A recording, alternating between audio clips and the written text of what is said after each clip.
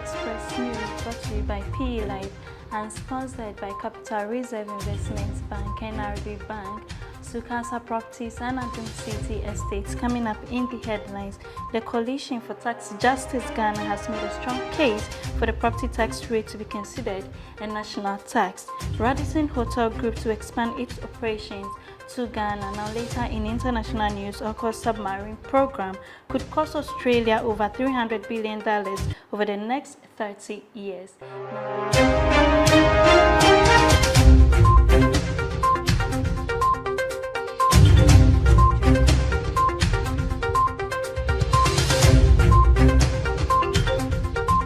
Now the news in details. Ghanaian property developer Mobus Property Ghana recently launched its latest project, the Monarch in Accra, Ghana, to celebrate its 15th anniversary in the industry, in line with the long-standing tradition of real estate developers to build on prime locations.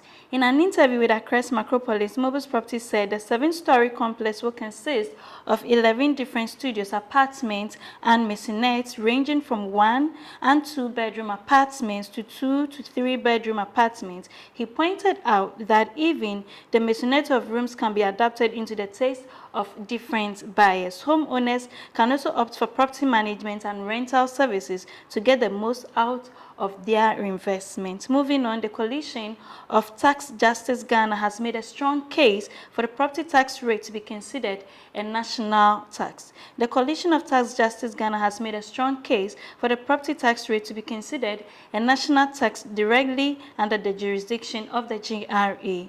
At a press conference in Accra, Coalition leader Mr. Vitus Adabo Azim said the assemblies do not have the capacity to collect the property tax in the country. For his part, Mr. Daniel Alimo, a local government and development consultant, was however pessimistic about the prospect of adopting property rates as a national tax, insisting that it could deny the assemblies the timely resources to operate well. He explained that the continuous delay in the release of the District Assembly Common Fund sometimes compel the assemblies to utilize the property rate for the effective administration of the assemblies. Still in news, Radisson Hotel Group to expand its operations to Ghana. Radisson Hotel Group plans to strengthen its robust African presence in 2023, further with the opening of 8 new hotels, reinforcing Africa as key growth market. With close to 100 hotels and 16,000 rooms in operation and under development in Africa, Radisson Hotel Group has opened 14 hotels in the region and signed over 25 new hotels, adding more than 4,800 additional rooms to its portfolio in the last 2 years alone.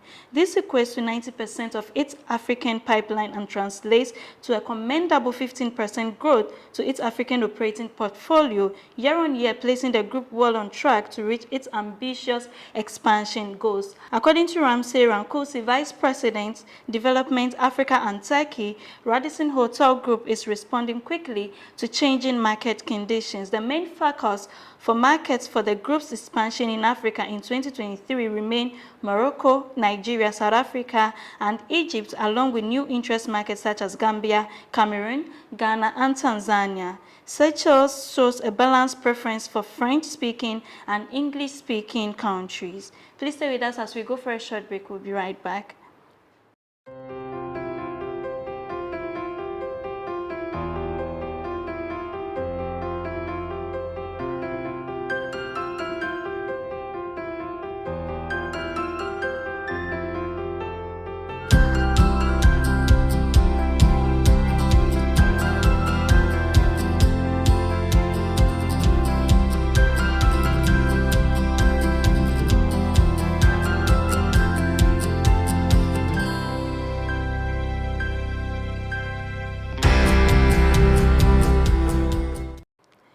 Welcome back from the break. Now, in international news, AUKUS submarine program could cost Australia over $300 billion over the next 30 years. AUKUS submarines could cost Australia over the next 30 years plans will have a major impact on the suburban real estate and rental market that welcomes a new workforce.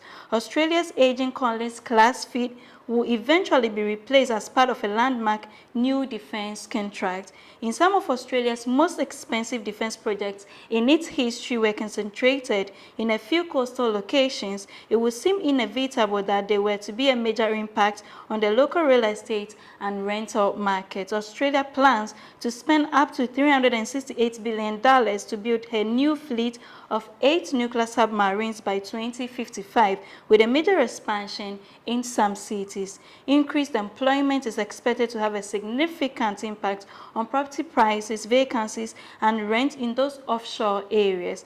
Port Adelaide, West Lakes, Kilburn, Gobbs Cross, Mawson Lakes, and other suburban areas near Osborne will see increased demand for housing as workers and their families want to live near submarine facilities. As a result, real estate competition is likely to increase and prices are expected to rise. That's all for news.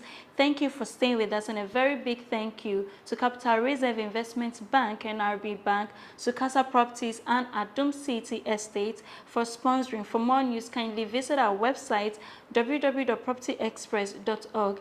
You can also reach us on social media. We're on Facebook, Instagram, LinkedIn, and Twitter at Property Express. This has been PE Live. My name is Nanaya Ochiribia. Have a good time.